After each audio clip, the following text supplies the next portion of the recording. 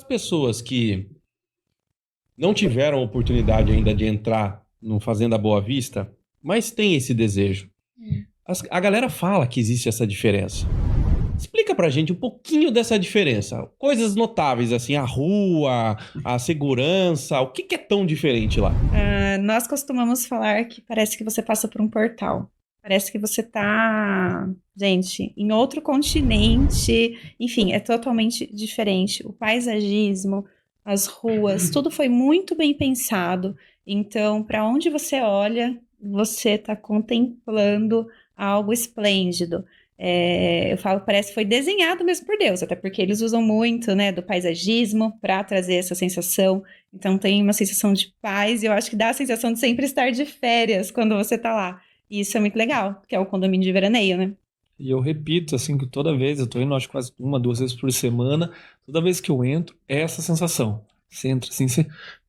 Uau, assim, dá uma outra sensação, porque é que a Suelen falou, é tudo aquela graminha bem cortada, as árvores, a sombra, as casas viradas, tem o lago, tem não sei o quê, tudo muito bem pensado e planejado, assim, para trazer um estilo de vida para as pessoas.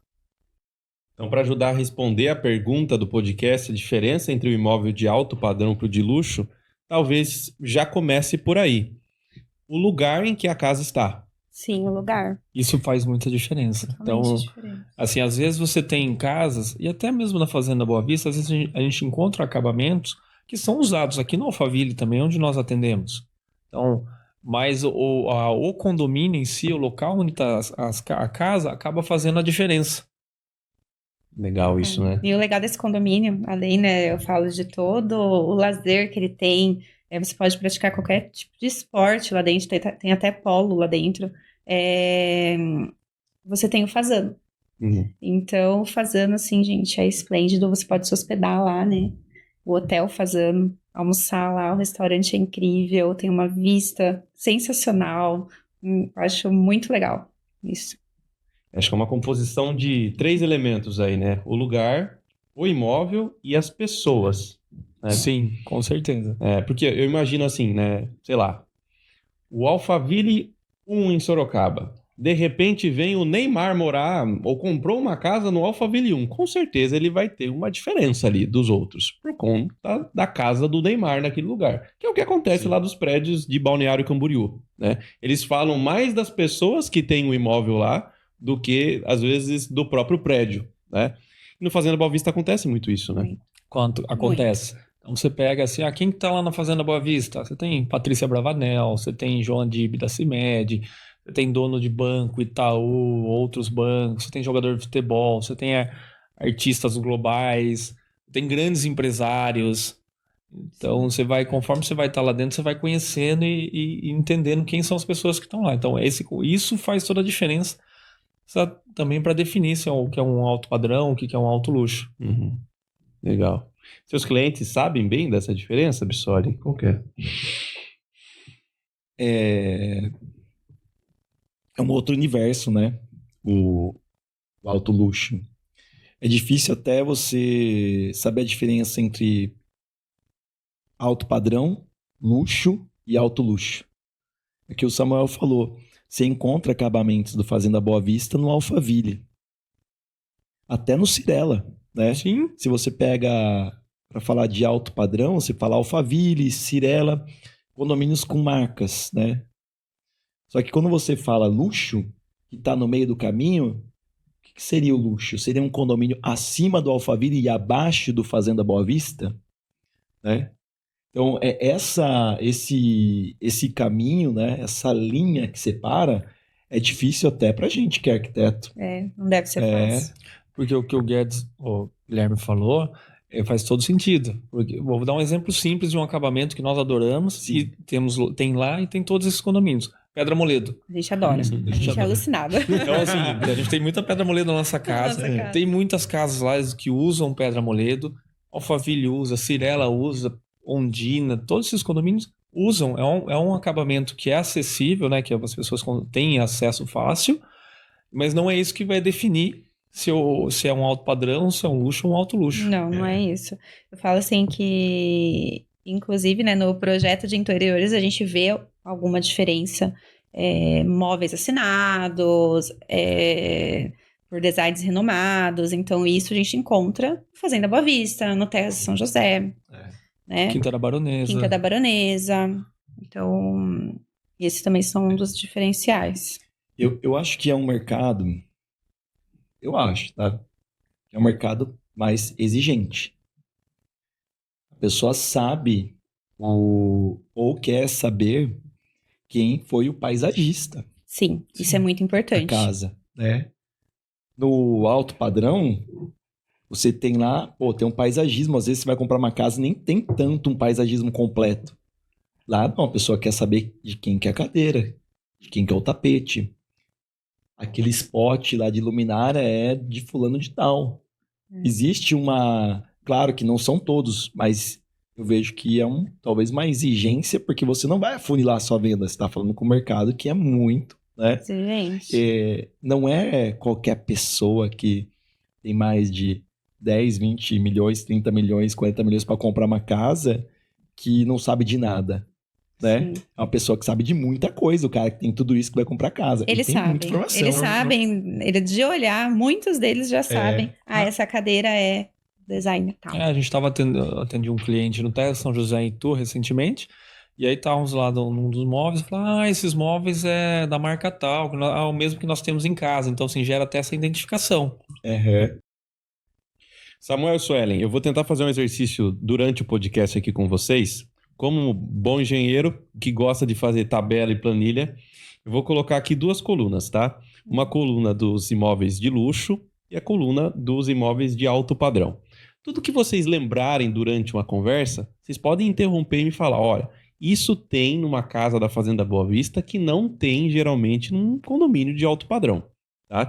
E aí, no final do podcast, eu vou tentar juntar tudo isso que a gente falou e trazer para as pessoas aqui como essa é a diferença.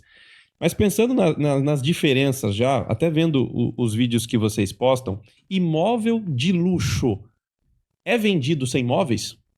Sim. Também é vendido sem móveis. Até porque a pessoa que compra talvez queira personalizar. Sim. Acho que não vai ser impeditivo. Não, o que a gente tem percebido, isso não só no luxo, aqui no médio padrão, alto padrão, no alto luxo, que as pessoas que compram uma casa pronta normalmente querem uma facilidade.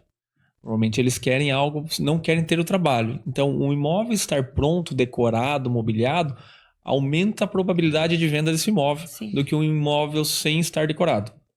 Isso não mas só no alto luxo. Acontece a venda dos dois. Mas acontece a venda dos dois. É o que a gente fala. A casa mobiliada, ela atrai mais os olhos. Esses dias houve uma negociação no Fazenda Boa Vista e foi uma casa que não estava mobiliada, não era? Ela estava parcialmente mobiliada. Ela estava semi-mobiliada. E já no Alphaville já vendemos muitas casas mobiliadas, por exemplo. Né? A imobiliária já vendeu várias casas mobiliadas. É mais fácil de vender a mobiliada do que a não mobiliada. Não quer dizer que não vende. Sim. Vendemos também, mas o cliente que quer uma casa pronta, ele quer praticidade. Então isso acaba ajudando ele a chegar, entender o que ele tem naquela casa, o que a casa oferece para ele. Porque às vezes sem a ajuda de um arquiteto, o cliente não consegue entender o potencial daquele imóvel se ele estiver vazio. São poucas pessoas que têm assim, esse olhar, né? Para conseguir visualizar como que vai ficar aquele imóvel depois de mobiliado, decorado. Eu acho que é igual comprar um pacote de viagem ou você fazer o roteiro da sua viagem, sem comprar o pacote. Você comprar passagem, ver o hotel, ver os pontos turísticos, você fazer todo o seu roteiro, o seu itinerário. É uma delícia. Que é o prazer, né? Igual construir ou comprar a casa sem os móveis, você tem o prazer de fazer do seu jeito, né? Essa liberdade. Ou quando você, tô cansado, preciso descansar, vamos comprar um pacote, partiu sem pensar. Né? São 2 objetivos. São 2 diferentes. E é o que você falou, quando você compra um imóvel sem mobiliar, você tem a possibilidade de colocar o seu gosto nele. E mesmo quando é mobiliado, eu vejo muitos clientes que compram mobiliado e eles fazem pequenos ajustes, entendeu? Vou fazer algumas modificações, trocar um quadro, sabe? Personalizar pro gosto dele e ainda assim ter a praticidade de mudar para o imóvel só levando as roupas, né? Então, eu acho que Eu vejo que acontece muito aqui em Sorocaba, porque depois da pandemia, ou até na pandemia, teve esse êxodo capital interior, né? Então, quero logo minha casa no interior, não vejo a hora de sair da capital e ir para uma cidade mais tranquila, mais segura. Então, tudo pronto é mais fácil, principalmente porque você muda de cidade e você não sabe quem são os prestadores de serviços, quais são as melhores lojas. Então, quando está tudo pronto, você mitiga todo esse risco. Então, eu vejo que acontece muito com o cara que quer mudar rápido de vida, né? Diferente do cara que vai planejar a casa dos sonhos. Vocês construíram e sabem disso. A gente né? construiu. A gente construiu, planejou, sonhou, Sonhou, foi muito sofreu bom. na obra. Não é fácil, né? Devia ter conhecido o professor da obra antes. A gente sofreu um pouquinho. E assim, nós estamos casados há 5 anos, né? A gente casou em 2019. E nós mudamos 5 vezes. Caraca!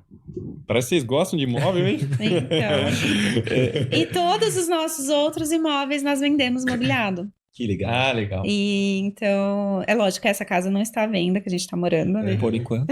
Será? Será? Pelos próximos 2 anos, não. Não. O próximo podcast vai ser o 6º imóvel. Assim, chega uma hora que você quer descansar um pouco, sabe? Porque realmente construir não é fácil, não é para qualquer um. Falo pro Samuel que pra gente construir de novo tem que esquecer um pouquinho desse período de obra, porque foi 1 ano e meio, né, gente? 1 ano e meio de obra. E nesse 1 ano e meio a gente ainda mudou 2 vezes. E aí, quando a Sueli fala esquecer um pouquinho, é esquecer para fazermos uma casa para nós morarmos. Porque nós também temos uma empresa que constrói casas para venda. A gente também a gente tá sempre construindo, então Legal, pra gente... Nós estamos com uma obra em andamento para terminar agora no começo do ano, no Terra de São José. Será uma casa para venda. Então, que é um negócio e casas menores na Zona Norte. Então, é um negócio que a gente gosta. Eu sou apaixonado por isso. É interessante, porque a gente está em mercados diferentes, construindo em mercados totalmente diferentes, né? Na Zona Norte. Sim. E construindo no condomínio Terra São José. Já construímos algumas vezes no Alphaville também. Mas na Zona Norte, aí é uma outra empresa que é um nicho do Minha Casa Minha Vida. É um nicho que eu gosto muito, mas aí eu não atuo como imobiliária. Então eu só atuo como incorporadora. Construo, coloco a venda e os corretores especialistas nisso fazem todo o trabalho para nós. O que veio primeiro? A construtora, então, ou a imobiliária? A construtora. Construtora. Eu tenho background na indústria, então vim de multinacionais, fiquei 13 anos de indústria, era gerente de novos negócios. Uma outra perspectiva, mas era vendas. Era vendas. E aí, como investimento paralelo, que começou em 2011...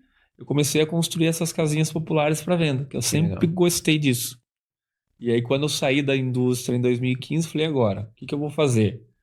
Aí comecei a estudar, pensar, planejar, fazer um curso, fazendo mentoria, e numa dessa mentoria, um café, o mentor falou, Samuel, o que você gosta? Olha, eu tenho meu negócio de construção, que é o que eu quero para a vida, que isso aqui é a minha previdência privada. Eu gosto de vendas, gosto de pessoas, e não quero ter uma loja com estoque grande. Eu morria de medo de montar uma loja, ter um estoque grande e aí depois morrer com o estoque.